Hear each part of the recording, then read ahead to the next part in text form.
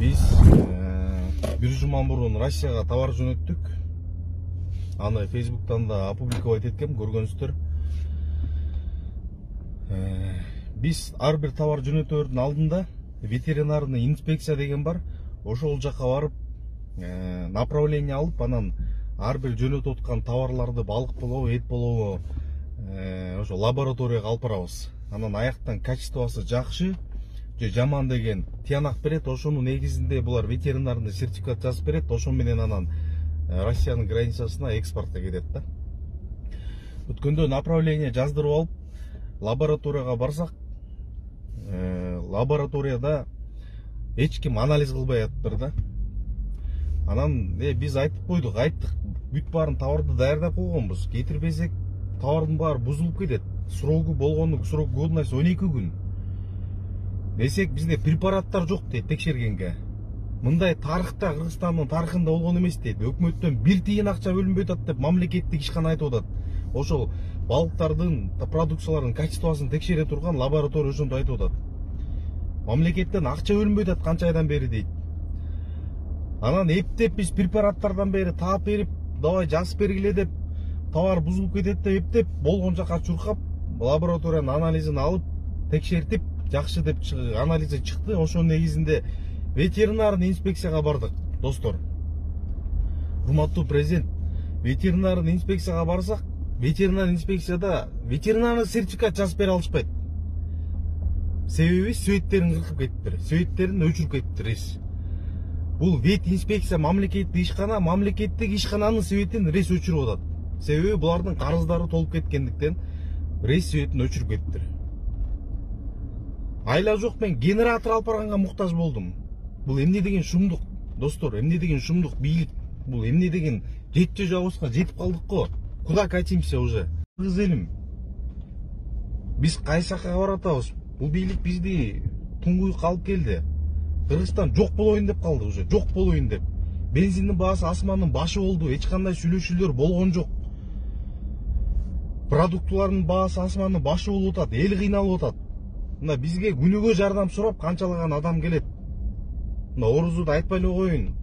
Бирок бизге ушинтип жардам келгендер, продукту жок болуп атат, кыйналып атабыз деп өтө көп адамдар өтө нааразы болуп келип атышат азыркы бийликке. Жер боюнча маселе болуп атат. Мына платина боюнча Өзбекстанга берип салуу боюнча. Бул менин жеке пикирим. Мен ага да каршымын. Кыргызда жакшы сөз бар. Урматтуу Камчы Кылышаев, жердин элдин башы болуп жакта суунун башы бол деп. Эгер алар рычагтала турган болсо, Кыргызстанда сууну бербей туруп өздөрү толук алып койгонго мүмкүнчүлүгү болот. Анткени алар платиналарда тургандан кийин каалагандай калчайт. Бул чоң жаңылыштык болду. Бул кыргыз кечиргис жаңылыштык болду деп мен эсептейм. Мына Кыргызстандын тарыхында болгон эмес. Суунун деңгээли токтогул суу сактагычында уже жерге чейин жетип, суу калбай калды.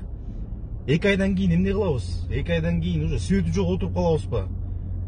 Азыртан чара көрбөсөңөр кандай болот? Суу каякта? Суу. Мурда толуп турган суу тактагычында суу каяка кетти? Мына бүт кымбаттап атат. Коронавирус күчөп атат. Коронавирус мына күчөп атат. Күнүгө 300дөн ашып уже көбөйгөндөн үстүндө болуп атат. Эч кандай чара көргөн жоксуздар. Эч кандай чара көрүнгөн жок. Коррупционерлер менен күрөшөбүз. Мына коррупционерлердин башын алабыз, бүт камайбыз дедиңиздер эле. Коррупционерлердин баарын киргизип, анча-мынча күкүртүн алып, алар жегенин да толук бербестен кичинекей күкүрт берип коюп туруп, кайра түрмөдөн чыгып кетип атат. Бул эмне деген шумдук?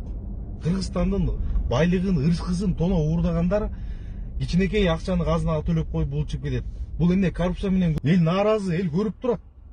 Азыр баягыдай элдин ишеними, мындай бийликке болгон ишеними элдики уже 85%га кетти деп айтсам болот. Бул ушул деңгээл менен дагы дальше кетсеңер, 1 айда уже 100%га чыгат, элдин ишеничи кетет. Мына кылмыш көбөйдү. Кылмыш. Күнүгө мал уурдоолор, күнүгө ар кандай изностор болуп атат, квартираны тономойлор, күнүгө разбойлор, кылмыш дагы абдан көбөйдү. Мен эмне үчүн ушунун баарын айтып атам? Себеби 5-октябрда баягыда өткөндө болгон төңкөрүштө биздин дагы ишкананы келип бир көрө албастардын кылган айынан ошентип биздин ишкананы өрттөп кетишкен. Мына ошолор эндиги чекте табыла элек.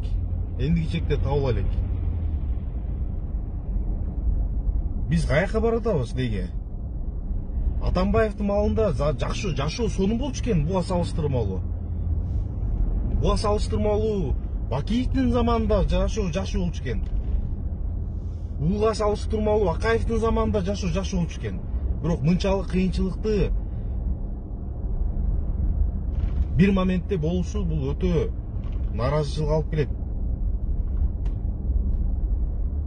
Мындай чындыкты бетке айткандарды сиздер жаман көрүп, аларды куугунтуктап, кысымга алып, бул өтө туура эмес нерсе. Наоборот, ошол айткандарды угуп, учитывать этип, мына жерден жаңылыштык кетирип атабыз деп, ошонун артынан иштесеңер, ошонун үстүнөн иштесеңер, бул чоң жетишкендик болот. Эл көрүп турат, баары көрүп турат, бүт көрүп турабыз эмне болуп атат, экономикада кандай жылыш болуп атат, коррупция менен кантип күрөшүп атасыңар, суулар каяка кетип атат, жерлер каяка кетип атат, эмне иш болуп атат мамлекетте бүт көрүп атабыз. Азыр мамлекеттик ишканаларга акча бөлүнбөй, эмне кылар айласы кетип атат.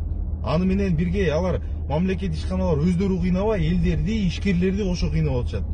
Бул эмне деген шумдук?